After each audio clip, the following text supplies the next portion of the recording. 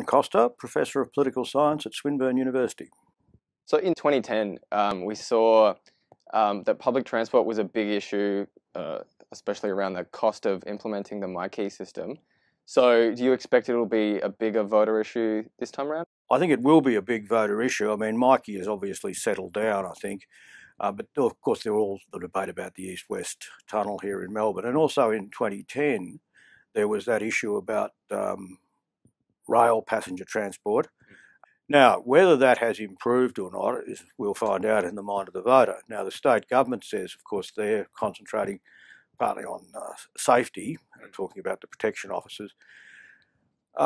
Whether that is sufficient, I mean, the problem that state governments always have, of course, is that you can't fix urban transport overnight or even in one term of government. I mean, you could be so pessimistic as to say Melbourne's rail problems are 19th century problems, which have never been addressed because they're so hard to address now because of the housing development. Maybe it's one of those situations where last time the opposition made a big issue of it, and now it's sort of come back to bite them because it's something you just can't solve in a 4-year term. Roads have always been a major state election issue. Will roads be a big issue for rural Victorians in this election? I think roads are always a big issue for rural Victorians, and public transport, or transport generally, freight, trains, roads. Also, I think there are some other emerging issues in regional Victoria. That is, people are concerned about broadband, they're concerned about internet dial-up speeds, and certainly they're upset about mobile phone black spots.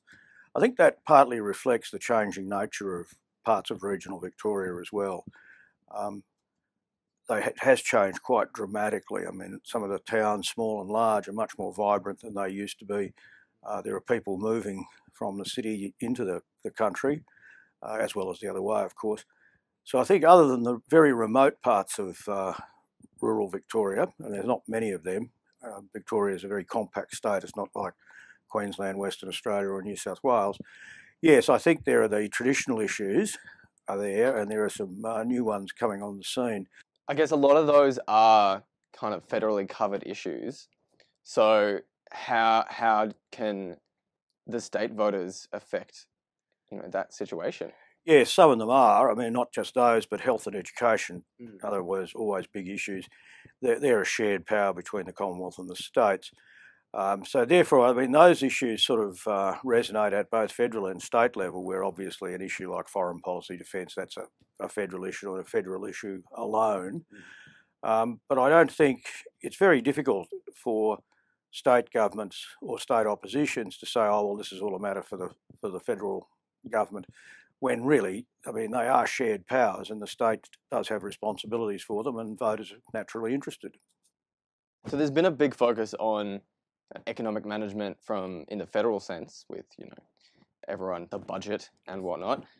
So how much an issue will economic management be in this election? Well, I don't think there's much in the economic management that's purely state generated. I mean, we're not having any collapses of anything or huge successes here and there. I mean, it's a pretty steady state arrangement, as you rightly point out, all the actions in the federal sphere. I do think it will have an impact in this election, though, because it railroaded the state government's election year budget, which was I mean, I'm not criticising the government for this. I mean, this is what governments do in their last term. They're not going to bring down some horror budget, 6 months off from an election. But the problem that Dr Napthine has got is that Mr Hockey brought one down for him. And of course, it touched on two issues that Victorians have traditionally been very sensitive to, and that's health and education. The health co-payment for GP visits, I think, will bite in Victoria. And of course, there's nothing that Dr Napthine and his government can do about it because it's a federal decision. Also, I think on universities, I mean, normally university policies don't have much impact on state or federal elections for that matter. But I think this one may well, because Victoria sees itself as sort of an educational centre. Lots of universities, lots of students at universities, they've got parents, there are people with aspirations for their children to go to universities, and they see fee increases. And I think the problem is unknown fee increases, because the whole problem that the government's got, in addition to the policy perhaps being unpopular in itself, is they can't implement it because they can't get it through the Senate, so it's just hanging there. And as we get closer to the state election, it still hangs there with all this uncertainty, and the government in Victoria can do nothing about it. I guess then the issue of economic management is working out with that limited budget where you're going to put it. Well, I mean, in a sense, it really has been, other than the East-West, I mean, that's a big budgetary outlay, there's no doubt about that. But that hasn't happened yet. I think probably the issue there about economic management is, will voters be upset that given that this issue is controversial, that the government has been pretty steadfast in saying we're going to sign the contracts on this before the election, which in a sense, in reality, if not in law, locks in any incoming government, whether it's the Napthine government, whether it's a Labor government, into this policy, which there's been no chance of the people voting on it. And I'm sure the opposition will hammer this, that the government is signing you up to large expenditures, and for the sake of a couple of months or a couple of weeks even, are not letting you pass judgment on it. I think that will be an opposition theme, and we'll see how that one plays out.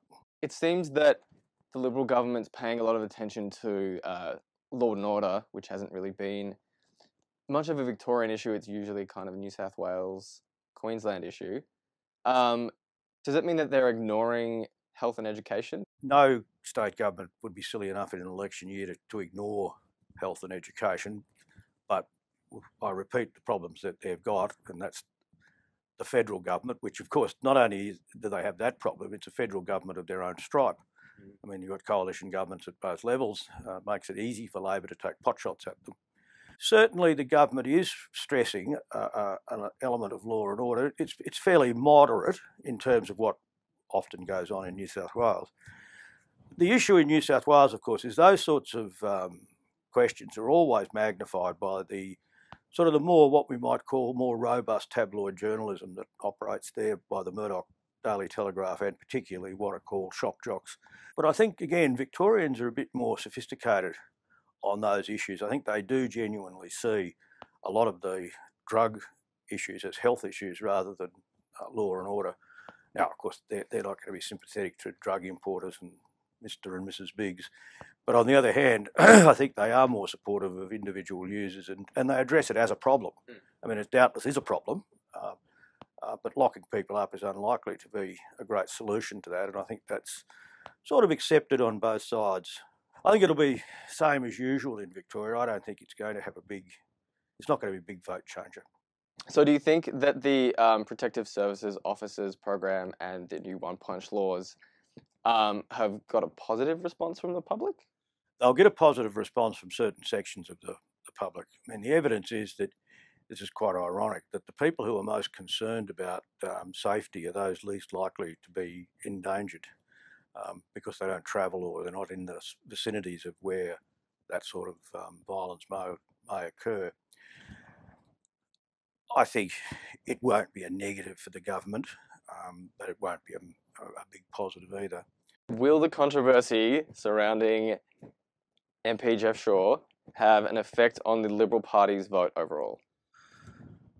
I think it's going to have some effect. It's a bit like the problem that they've got with the federal budget.